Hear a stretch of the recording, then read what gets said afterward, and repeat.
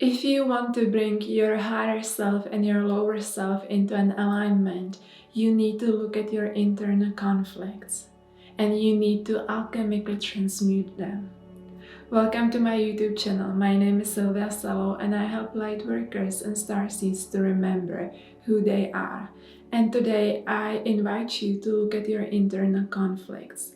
Those are the situations that are either or. It's either this way or the other way. It's the light and dark. Something is good, something is bad. You are internally split between two options. Of course, there can be more than just two options, but for simplicity, we focus just on two options here. This is the conflict between your heart, your higher heart chakra, and your mind. It's the conflict between your lower self and the higher self. It's also the conflict between the two hemispheres before they know how to connect, and then those conflicts seemingly disappear. Your perception of reality shifts. You stop judging things as good or bad. Your whole relationship to what is light and to what is dark changes as well. Suddenly the dark isn't something to be afraid of. It's of course to be respected in that sense. You don't want to mess up with anything dark, but you are not anymore somehow caught into those beliefs about that the aliens have created the humankind and so on.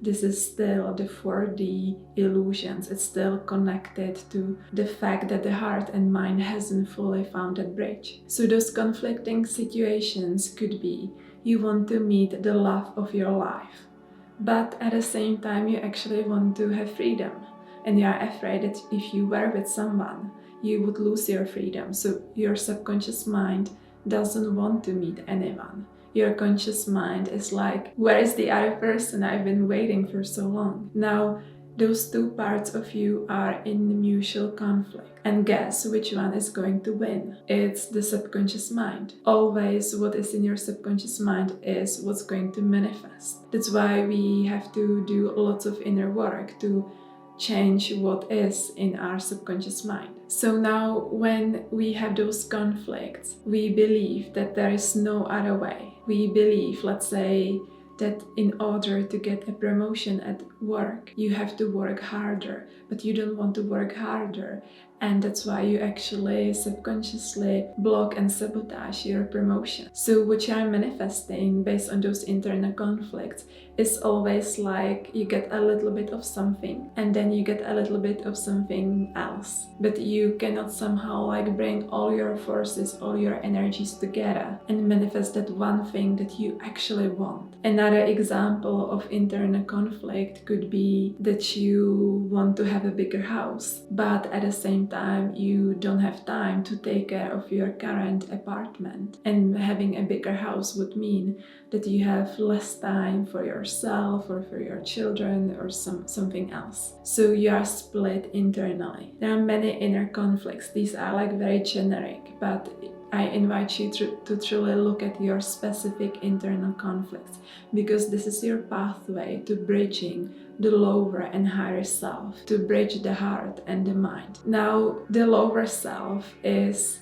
separated from the higher self. That's the illusion, that's the fall. We needed to first separate ourselves from the higher self so that we can create this reality here. And it's the part of the descension process. But on the way of ascension, we need to connect the lower self back to the higher self. And in this case of internal conflicts, what happens is this. There is this divine masculine energy that is the pure consciousness. It's like an overflowing fountain of consciousness that continues streaming and sending down new consciousness, new energy. And this is being received by the divine feminine energy. And the divine feminine energy takes that consciousness, takes that input, and she gives it a specific form. And because of those two important forces that create everything in the universe, we experience duality. We feel sometimes being polarized. We feel being drawn to one thing and then to another, and they seem to be conflicting each other. It's the nature of the universe, and this is truly the heart of all the ancient mystery teachings. Everything teaches about the alchemical process of transmuting those two forces and bringing them into the third principle, which we could call the Christ principle or the Christ center. As you are tapping into your own inner Christ energy, which is the gateway to your higher self, what's going to happen is that you will be able to solve all your internal conflicts. And not only that, you will be able to see things in your external reality as what it is. It's not bad, it's not good. You are able to see beyond it. You are able to unite those conflicting extreme views of reality. You are able to stabilize those forces, that divine masculine and divine feminine, and bring them together and create something new out of it. And this is what we all need to develop, because when you will notice that you no longer have any conflicts within you, your energy is no longer split between two options or more, and you cannot have them both, you have to choose. When this is no longer happening, it means that your higher heart chakra and your mind synchronize. It also means that you have built up your Christ center, which is the meeting point between the lower and the higher self. And this is what is truly the essence of ascension, is the alchemical process. So I invite you to take a sheet of paper and write down all of your internal conflicts, all those situations that you believe you cannot have both options. Write down everything. Be honest with yourself as always. And then read those conflicts again and contemplate, like, how can you bring your heart and your mind in alignment here? Ask yourself, what else is possible here that I have never considered? How else can I see this situation that has never crossed my mind before? What other perspective or reality is available to me here? What other timeline can I tap into that I have never considered? Take that time, because every internal conflict has some kind of solution. That solution lies in that Christ center. This is that midpoint, that mid-heaven between the higher and lower self.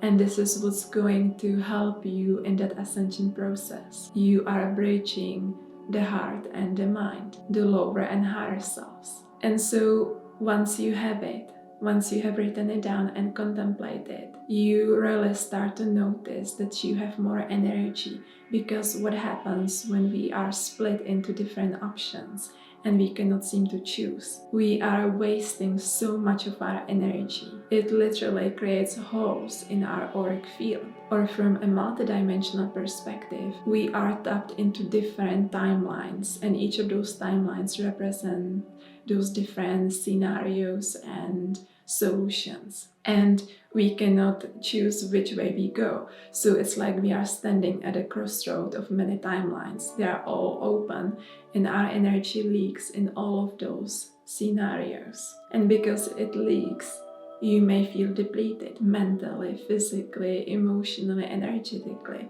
So when you resolve your internal conflicts, you will notice you have so much more energy.